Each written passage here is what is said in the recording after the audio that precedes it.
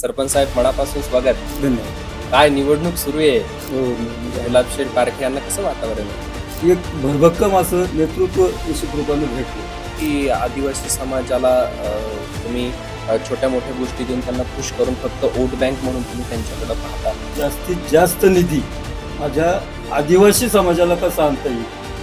काय म्हणजे आजही पाहिलं वास्तविक तर बरीच असे आदिवासी समाजाचे लोक आहेत की जे पुण्याच्या घरामध्ये राहतात. आदिवासी समाजाचं राहणीमान कसं उंचावलं. जमेच्या बाजू किंवा उजव्या बाजू, तर काय सांगू शकाल? लक्ष म्हणजे तुमच्या याच प्रश्नाला उत्तर देत असताना मी अगदी दाव्याने तुम्हाला याचं उत्तर देईन. कार्यकर्ते जीवापाड सांभाळण्याचं काम केलं. काय लोकांमध्ये चर्चा आहे किंवा कसं वातावरण आहे? चर्चा तर निश्चितप्रमाणे लक्ष म्हणजे ही अशीच आहे. सावरगाव कुसूर जिल्हा परिषद गटाच्या मायबाप जनतेने विचार केलेलाच आहे. नमस्कार, मी लक्ष्मण. आपण पाहतायत LDTV मराठी. LDTV मराठीमध्ये आपलं मनपूर्वक स्वागत. खरं तर जिल्हा परिषद आणि पंचायत समितीच्या निवडणुका सुरू आहे. सावरगाव कुसूर जिल्हा परिषद गटातील शिवसेना उद्धव बाळासाहेब ठाकरे गटाचे अर्थातच आघाडीचे अधिकृत उमेदवार गुलाबशेठ पारखे यांचे खंदे समर्थक आणि वर्षानुवर्ष जगदी सावलीप्रमाणे गुलाबशेठ यांच्या सोबत असतात ते रोहिदासजी गोरडे साहेब माझ्यासोबत आहेत. बस्ती सावरगाव गावचे ते माजी सरपंच सुद्धा राहिलेले आहेत. सरपंच साहेब, मनापासून स्वागत. धन्यवाद. काय निवडणूक सुरू आहे, हो, निवडणूक गुलाबशेठ पारखे यांना कसं वातावरण आहे? गुलाबशेठ पारख्यांना अतिशय पोषक असं वातावरण निश्चित रूपानं सावरगाव कुसूर या जिल्हा परिषद गटात आहे. लोकांच्या आशीर्वादानं आणि पाठिंब्यानं निश्चित रूपानं त्यांनी उमेदवारी स्वीकारली आणि त्या उमेदवारीला सामोरे जात असताना जनतेच्या पाठिंब्यावर निश्चित रूपानं ही सार्वत्रिक निवडणूक जिल्हा परिषदेची लढवते आणि निश्चित रूपानं जनता त्यांना भरभरून आशीर्वाद देईल अशा प्रकारचा आशावाद आमच्यासारख्या कार्यकर्त्याकडे निश्चित रूपानं आहे. गोरडे साहेब, खरं तर पारखे साहेब दुसऱ्यांदा निवडणुकीला सामोरे जात आहेत, पण त्यांच्यावरती आरोप सुद्धा हा होतोय की आदिवासी समाजाला तुम्ही छोट्या मोठ्या गोष्टी देऊन त्यांना खुश करून फक्त वोट बँक म्हणून तुम्ही त्यांच्याकडे पाहता. हे लक्ष म्हणजे निश्चित रूपानं आदिवासी समाज हा पूर्वीपासूनचा तसा वंचित समाज म्हणजे निश्चित रूपानं विकासाच्या दृष्टीने असेल किंवा तुमच्या बाकीच्या कोणत्याही दृष्टीने असेल. परंतु 2017 साली पारखे कुटुंब गावाला आल्यानंतर ज्यावेळेस पूर्वाश्रमीचा सावरगाव धालेवाडी या जिल्हा परिषद गटाचं त्यांनी नेतृत्व केलं आणि सावरगाव धालेवाडी या जिल्हा परिषद गटात जुन्नर तालुक्यात सर्वात जास्त आदिवासी वस्त्या आहेत. परंतु त्या आदिवासी वस्त्यांना निश्चित रूपानं 2017 सालापासून पुढं आदरणीय गुलाबशेठ पारखे आणि युवा सेनेचे तत्कालीन तालुका प्रमुख विकीभाऊ पारखे यांच्या रूपानं एक भरभक्कम असं नेतृत्व निश्चित रूपानं भेटलं आणि आजही सावरगाव कुसूर किंवा सावरगाव धालेवाडी या जिल्हा परिषद गटात आदिवासी यांचं जर आजही कोणत्या प्रकारचं जर एक आपण व्हिजन पाहिलं तर ते एक प्रभावी व्हिजन निश्चित रूपानं विकीभाया किंवा गुलाबशेठ पारखे या दोन नेतृत्वाकडे निश्चित रूपानं आहे. आजपर्यंत माझ्या माहितीप्रमाणे 30 ते 40 वर्ष राजकारण समाजकारणात जुन्नर तालुक्याच्या जडणघडणीत आमच्यासारखे कार्यकर्ते काम करत आहेत. परंतु हे काम करत असताना इथून पाठीमागच्या सर्व नेतृत्वानं आदिवासी समाज हा फक्त आणि फक्त राजकारणापुरता वापरला गेला.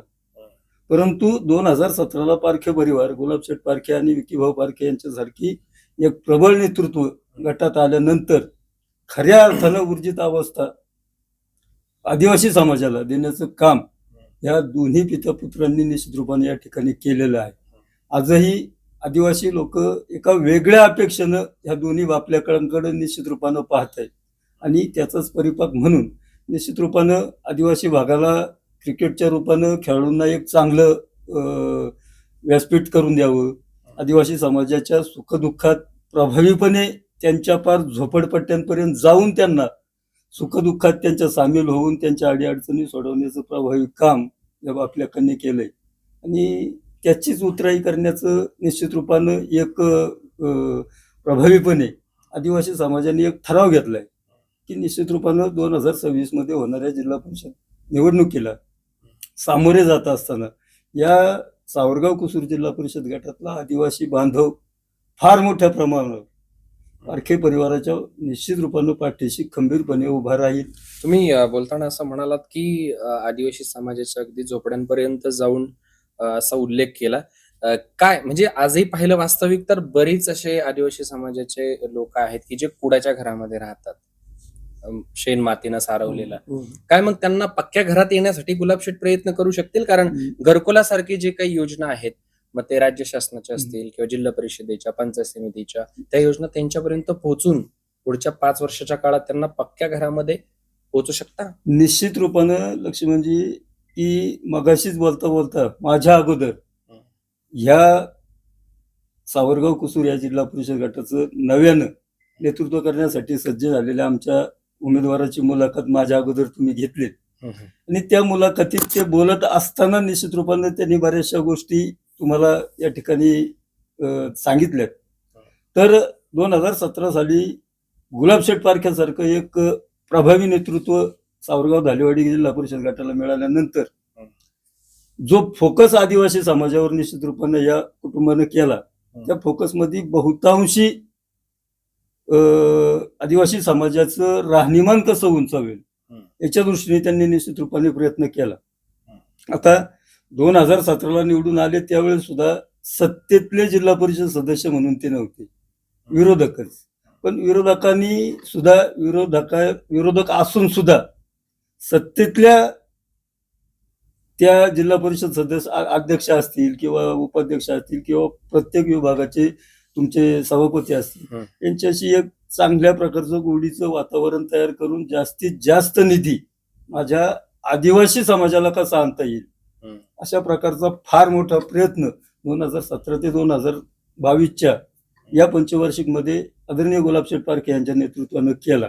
आणि काही जागी निधी अपुरा पडला तरी परंतु त्यांना यथाशक्ती असं वाटलं आपल्या खिशातला, पारखे परिवाराच्या घामाच्या पैशातला स्वनिधी सुद्धा वापरून आदिवासी जनतेला न्याय देण्याचा प्रयत्न या परिवारांनी निश्चित रूपाने त्या ठिकाणी गेले 8 वर्षात त्या ठिकाणी केलेला आहे.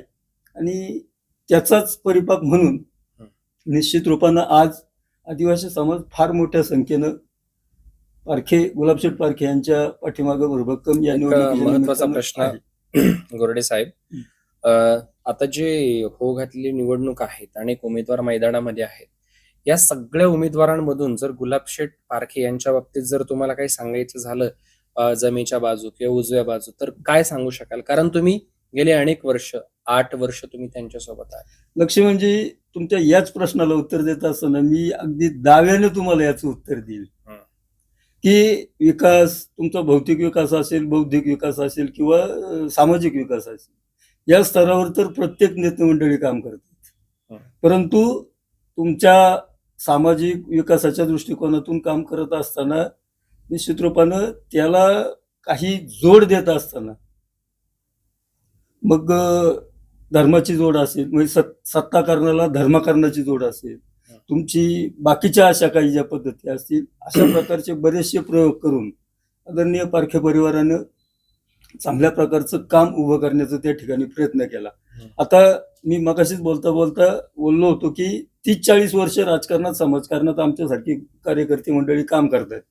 आणि ज्यावेळेस नेता हा कार्यकर्ता उभा करतो, नेत्याला बळ देऊन नेत्याची आपण काय म्हणतो निर्मिती हा कार्यकर्ता करत असतो. आणि ज्यावेळेस एखाद्या नेत्यानं कार्यकर्त्यांच्या विषयीचं धोरण ठेवत असताना ते कसं ठेवलं पाहिजे, तर कार्यकर्त्याला हे अभिप्रेत असतं की मी माझा नेता उभा करत असताना भविष्यात मला एखादं विकासाचं काम कमी मिळालं तरी चालेल, परंतु त्या नेत्याने मला सन्मानाने जर वागणूक दिली तर त्या नेत्यापासून कार्यकर्ता हा कधीच फारकत घेऊ शकत नाही. आणि ते फार मोठं काम सावरगाव धालेवाडी पूर्वाश्रमीचा आत्ताचा सावरगाव कुसूर, नवे तर जुन्नर तालुक्यात आदरणीय गुलाबशेठ पारखे या नेतृत्वानं कार्यकर्ते जीवापाड सांभाळण्याचं काम केलंय. म्हणून आज कार्यकर्त्यांची फार मोठी फळी गुलाबशेठ पारखे आणि विकीभाऊ पारखे यांच्या पाठीमागे समर्थपणे उभी आहे. एक शेवटचे 2 महत्वाचे प्रश्न घेतो गोरडे साहेब. तुम्ही सुद्धा मतदारसंघामध्ये फिरतायत, मतदारसंघ पिंजून काढतायत, काय लोकांमध्ये चर्चा आहे किंवा कसं वातावरण आहे? चर्चा तर निश्चितप्रमाणे लक्ष्मणजी ही अशीच आहे की 2017 ते 2022 पर्यंत आणि तदनंतर जिल्हा परिषद विसर्जित झाल्यानंतर सुद्धा स्वतःच्या खिशातले सोने देव वापरून जी अव्याहत अशी गटात कामं चालू आहेत त्याच्यातून उतराई होण्याचं तर निश्चित सावरगाव कुसूर जिल्हा परिषद गटाच्या मायबाप जनतेने विचार केलेलाच आहे. परंतु त्याच्याही पलीकडे जाऊन एक चांगलं असं व्हिजन ज्यांच्याकडे असावं अशा नेतृत्वाची निवड करण्याचं एक निश्चित धोरण सावरगाव कुसूर या जिल्हा परिषद गटातल्या मायबाप जनतेने आखलेलं आहे. गुलाबशेठ पारखे यांनी बोलल्याप्रमाणे मायबाप जनता ठरवेल, मायबाप जनता ठरवेल हे नाही, मायबाप जनतेचं व्हिजन निश्चित रूपानं ठरलेलं आहे आणि ते तुम्हाला आगामी 5 तारखेला निश्चित रूपाने खर तर 5 तारखेला त्या ठिकाणी मतदान आहे, 7 तारखेला निकाल आहे. काय निकालाचा विश्वास काय वाटतं? निकालाचा विश्वास तर आता तुम्ही मला विचारल्याप्रमाणे आम्ही तर एक खोरं आपल्या शेतकरी बांधवांमध्ये खोरं असतं. खोरं काय करतं? माती ओढत असताना ते आपल्याकडे ओढतंय. तसंच आज मी कायदेशीररित्या गुलाबशेठ पारखे सावरगाव कुसूर जिल्हा परिषद गटाचा कायदेशीर त्यांचा प्रतिनिधी आहे, म्हणजे फॉर्मवरचा, नामनिर्देशन फॉर्मवरचा. अच्छा. म्हणजे मी माझं काम काय, माझ्या माणसाकडे त्या खोऱ्याने माती ओढणं, म्हणजे मी त्यांच्या दृष्टिकोनातून प्रयत्न चालू आहे. त्यांच्याच बाजूने बोलणार. बरोबर. परंतु एकटा रोहिदास गोरडे कार्यकर्त्यांचा प्रतिनिधी म्हणून बोलत नाही. मी आज सावरगाव कुसूर या मायबाप जनतेचा कानोसा घेऊन बोलणारा कार्यकर्ता आहे. म्हणून मी तुम्हाला सांगतोय की निश्चित रूपानं 5 तारखेला जनतेचा कौल काय असेल हा जनतेने ठरवून ठेवलाय. त्याचा कानोसा पण आम्ही निश्चित रूपानं घेतलाय. पण तो गुलाबशेठ पारखे या नेतृत्वाला सकारात्मक असेल अशा प्रकारचा निश्चित रूपानं तुम्हाला मी या ठिकाणी छाती ठोकपणे सांगू शकतो. खर तर हे होते रोहिदासजी गोरडे साहेब, जे की बस्ती सावरगावचे माजी सरपंच आहेत. खर तर बरेच जुनं राजकारण तुम्ही पाहिलेलं आहे, आधुनिक राजकारण सुद्धा तुम्ही आता पाहतायत. बऱ्याच उलथापालथी सुद्धा तुम्ही पाहिलेले आहेत आणि कार्यकर्ते त्या ठिकाणी नेते होताना पाहिलेले आहेत. गुलाबशेठ पारखे यांचे खंदे समर्थक म्हणून त्यांच्याकडे पाहिलं जातं आणि एक सच्चा प्रामाणिक कार्यकर्ता अशी त्यांची एक ओळख आहे.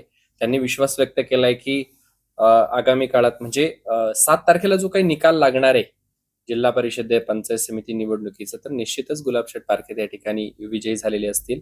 दादा, आपण आमच्या LD स्टुडिओ मध्ये आलात, मनापासून धन्यवाद. धन्यवाद तुम्हाला.